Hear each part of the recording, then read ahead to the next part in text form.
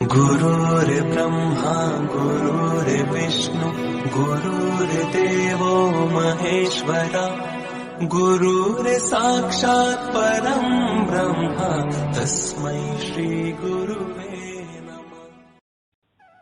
नमस्कार, सुप्रभात विद्यार्थी मित्रों। आज हम 9वीं में हिंदी विषय में युग और मैं नामक जो पद्य है, नरेंद्र शर्मा जी रचित जो काव्य है, इस काव्य के आज हम चर्चा करेंगे। पंडित नरेंद्र शर्मा जी, कवि परिचय करेंगे। पहले हम कवि नरेंद्र शर्मा का जन्म 1913 ईस्वी सन में जहांगीरपुर बुलंदशहर में हुआ। शिक्षा प्रयाग विश्वविद्यालय में एमए तक हुई। वे आकाशवाणी के विविध भारतीय कार्यक्रम के प्रधान के रूप में सक्रिय रूप से जुड़े हुए। उनका नाम प्रगतिवादी कवियों में भी लिया जाता है, जो अंशतः उचित भी है। नरेंद्र शर्मा के कवि जीवन का विकास भी सुमित्रानंदन पंत जी की तरह 3 युगों में रहा है। हाँ, वे पहले प्रेम और विरह के छायावादी गीतकार रहे हैं। विरह और प्रेम के छायावाद के समय में जो गीतकार है, वो पंडित नरेंद्र शर्मा जी। फिर प्रगतिवादी विचारधारा आई, उसमें अंत में अरविंदवाद दार्शनिक रूप में रहे। उनके कविता संकलनों में प्रमुख है प्रभात फेरी,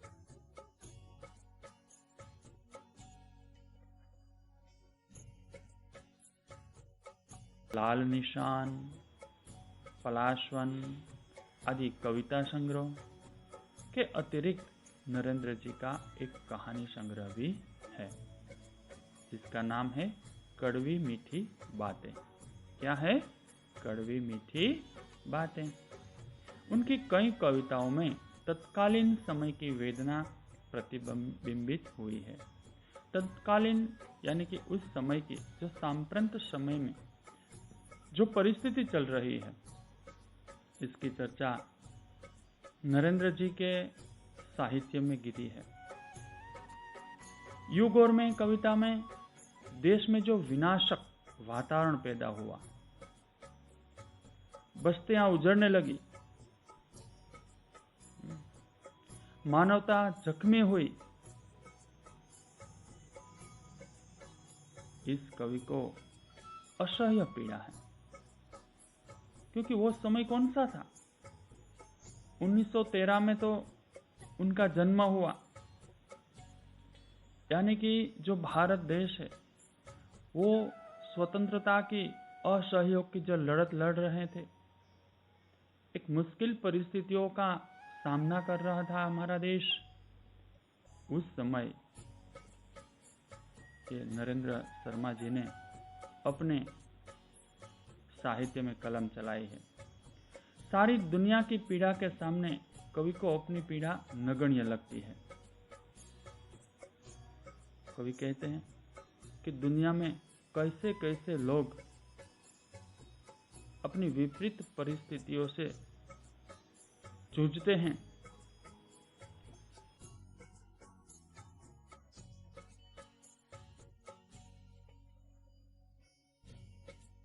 मान्य है, मनुष्य को धरती पर स्वर्ग निर्मित करने के लिए परमात्मा ने हाथ दिए हैं। परमात्मा ने हमें यानी कि मनुष्य को ये हाथ दिए हैं, तो क्यों? धरती पर स्वर्ग निर्माण करने के लिए दिए हैं।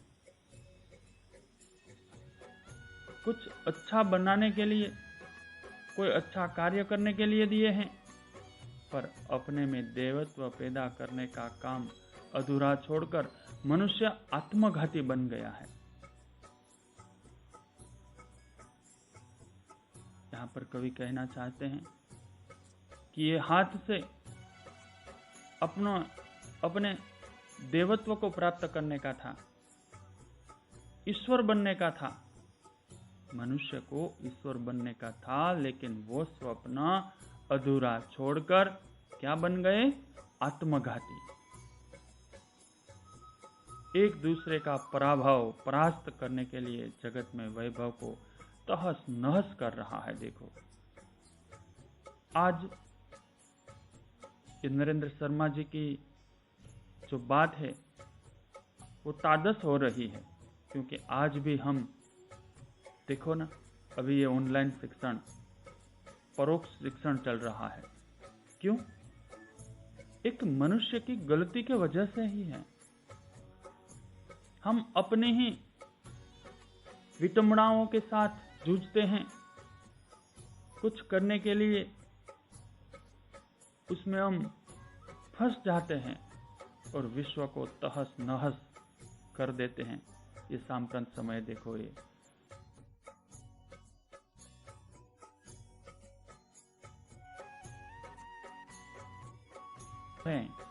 आप ऑनलाइन शिक्षण प्राप्त कर रहे हैं, परोक्ष शिक्षण प्राप्त कर रहे हैं, इसकी वजह यह है, ये मनुष्य है।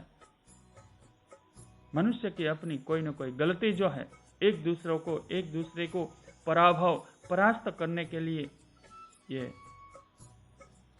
परिस्थिति का सामना करना पड़ता है। नरेंद्र शर्मा जी ने ये उचित कहा है कि उसकी वेदना जो है, शर्मा जी की वेदना युग और मैं कविता में अभिव्यक्त हुई है। वेदना प्रदर्शित करते हैं। देखते हैं आगे हम। देखो ये जो कविता है, ये कविता भी हम उसको गाने का भी प्रयत्न करेंगे। उजड़ रही अनगिनत बस्तियां, मन मेरी ही बस्ती क्या। युग और मैं, ये जो कविता है, उजड़ रही अनगिनत बस्तियां, मन मेरी ही बस्ती क्या। धब्बों से मिट रहे देश जब, तो मेरी ही हस्ती क्या। बरस रहे अंगार गगन से, धरती लमटे उगल रही, निगल रही जब मौत सभी को, अपनी ही क्या जाए कही। दुनिया भर की दुख कथा है, मेरी ही क्या करुणा कथा। देखो ये जो यहाँ चित्र दिखाई दे रहे हैं, देखते हैं हम। मेरे साथ गाने का प्रयत्न करेंगे आप सभी भी।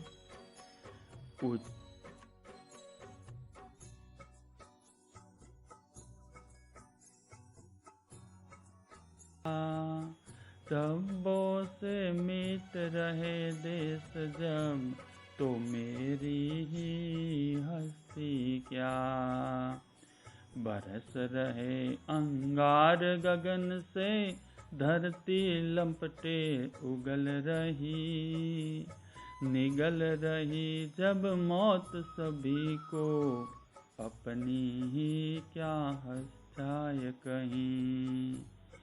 दुनिया भर की दुख कथा है, मेरी ही क्या करुणा कथा।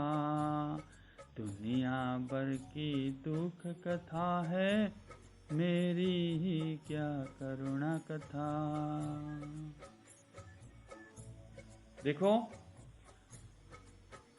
शर्मा जी कहने का यत्न कर रहे हैं कि उजड़ रही अनगिनत बस्तियां, अनगिनत यानी कि असंख्य जो बस्तियां हैं, जो कस्बे हैं, जो आबादी हैं, वो परास्त हो रही है, उजड़ रही है। मन मेरी ही बस्ती क्या। बस्ती यानी आबादी, कस्बे। तो मेरी बस्ती अगर उजड़ जाए तो उसमें क्या गम है।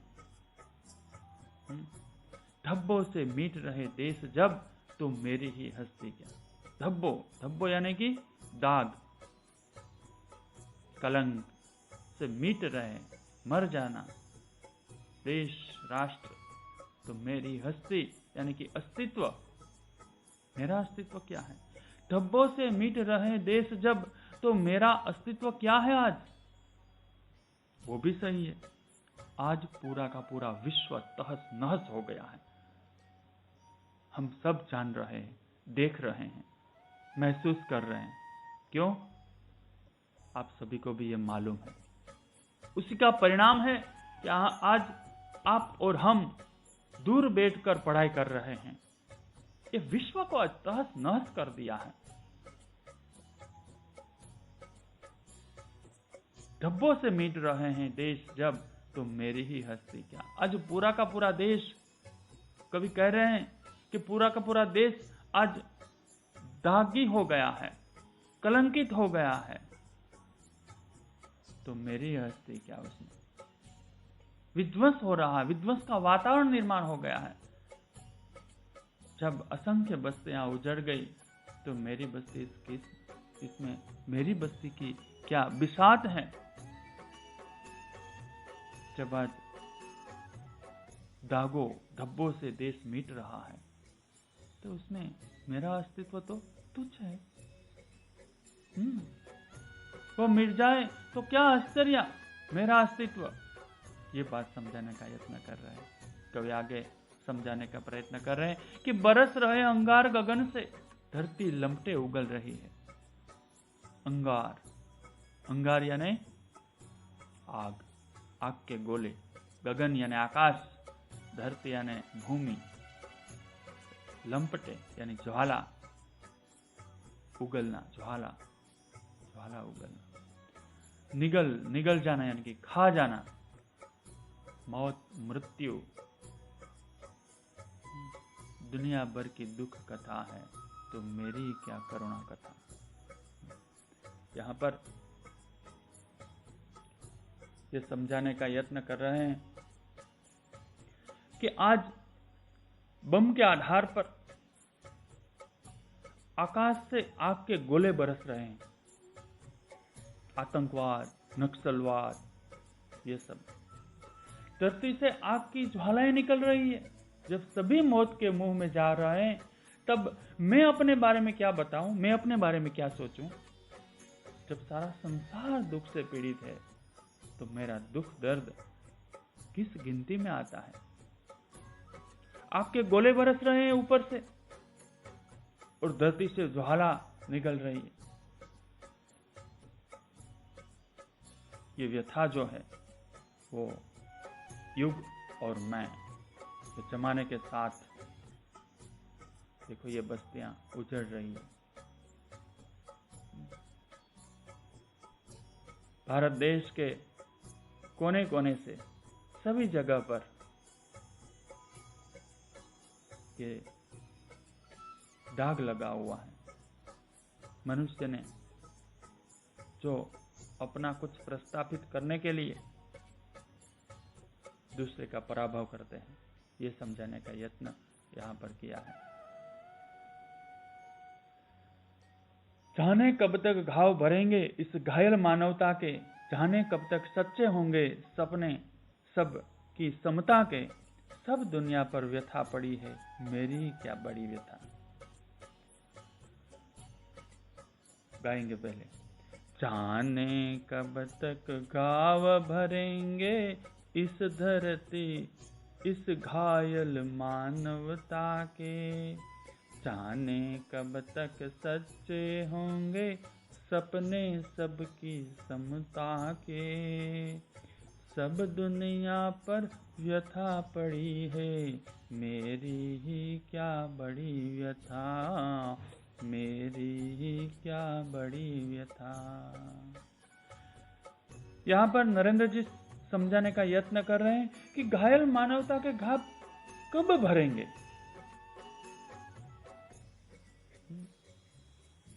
ये जो जख्म है, घाव यानी जख्म, मानवता, मनुष्यता,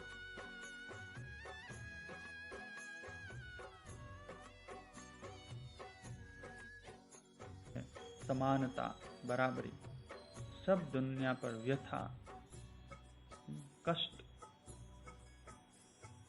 तो जाने कब तक घाव भरेंगे इस घायल मानवता के, जाने कब तक सच्चे होंगे सपने सबकी समता के। घायल मानवता के घाव कब भरेंगे यह कोई नहीं जानता, क्योंकि आज मनुष्य घायल हो गए हैं। कितना पराभव हो गया है। दुनिया के सभी लोगों की बराबरी का सपना न जाने कब सच होगा। समानता का जो भाव है ये दुनिया का स्वप्न है। सब व्यक्ति समान होने चाहिए, कोई ऊंच नीच का भेदभाव नहीं होना चाहिए, जाति पाति का भेदभाव नहीं होना चाहिए, अमीर गरीब का भेदभाव नहीं होना चाहिए, काले और गोरे का भेदभाव नहीं होना चाहिए। ये जो भिन्न भिन्न जो भेदभाव की दृष्टि है वो समानता का भाव निर्माण करे, ऐसा स्वप्न है। लेकिन कवि चाहते हैं कि ये स्वप्न जो है कब सच्चा होगा, जाने कब तक सच्चे होंगे सपने सबकी समता के। सब दुनिया पर व्यथा पड़ी है, मेरी ही क्या बड़ी व्यथा। दुनिया के सभी लोगों के ऊपर आज व्यथा पड़ी है, सब कष्ट भुगत रहे हैं, तो उसमें मेरी जो अपनी व्यथा है वो क्या मैं बोलूं, उसकी बिसात क्या है। आज सारा देश, सारा विश्व एक महामारी के सामने जूझ रहा है, तो उसमें मैं भी हूं। हाँ, तो मेरी क्या बिसात है, मेरी क्या औकात है कि उससे मैं अलिप्त रह सकूं। यह समझाने का प्रयत्न कर रहे हैं यहां पर। आगे कह रहे हैं, खोल रहे हैं 7 समुंदर, डूबी जाती है दुनिया, ज्ञान था लेता था जिससे, गर्क हो रही वह दुनिया, डूब रही हो सब दुनिया, जब मुझे डूबता गम तो क्या। देखो,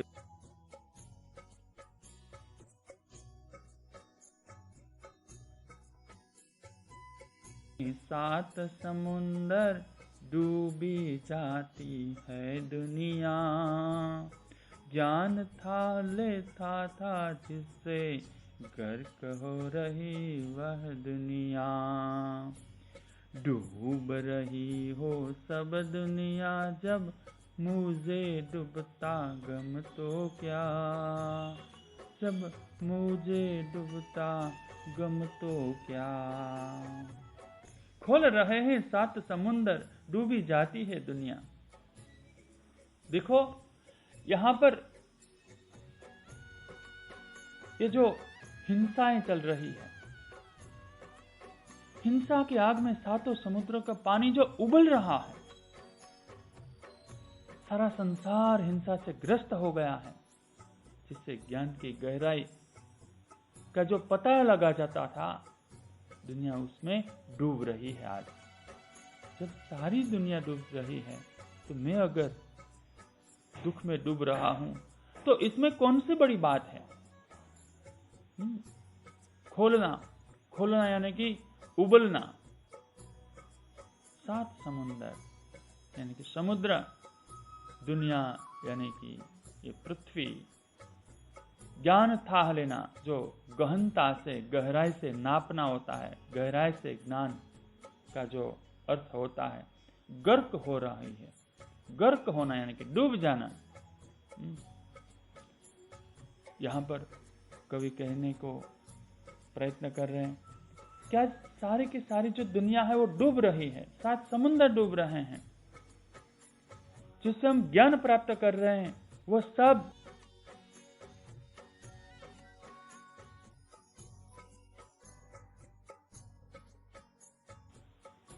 तो मेरा क्या गम है, मैं कैसे उसमें जिंदा रह सकता हूं, मैं भी डूब जाता हूं। हाँ, ये बात समझाने का यत्न कर रहे हैं यहाँ पर नरेंद्र जी। क्या जो चारों ओर हिंसा, आतंकवाद, आज हम सुबह उठ के न्यूज़पेपर देखते हैं तो उसमें ये लड़ाई झगड़े, दंगे, फसाद, ये त्रासवाद, नक्सलवाद, आतंकवाद, यही है। प्रतीकात्मक ढंग से ये जो 7 समुंदर है, आज 7 समुंदर यानी कि तरह तरह की जो विटंबनाएं हैं, तरह तरह की जो समस्याएं हैं, उसकी बात कही है यहां पर, जिसे हम ज्ञान प्राप्त कर सकते हैं, गहराई का पता लगाया जा सके। ऐसे समुद्र में आज सब डूब रहे हैं, सारी की सारी दुनिया तहस नहस हो रही है। तो उसमें अगर मैं डूब जाऊं तो मेरी क्या कश्ती है, मेरी क्या औकात है? मैं भी उसके साथ डूब ही जाऊंगा, मेरा भी अस्तित्व कोई नहीं रहेगा। ये बात समझाने का यत्न यहाँ पर नरेंद्र शर्मा जी करते हैं। आगे का जो वर्णन है वो हम अगले ताश में करेंगे। तब तक ये जो कविता है उसका पठन आप करेंगे, अच्छे से अच्छे अक्षर निकाल कर जो होमवर्क है वो भी करेंगे और पढ़ाई में ध्यान रखेंगे। ओके, बाय बच्चों।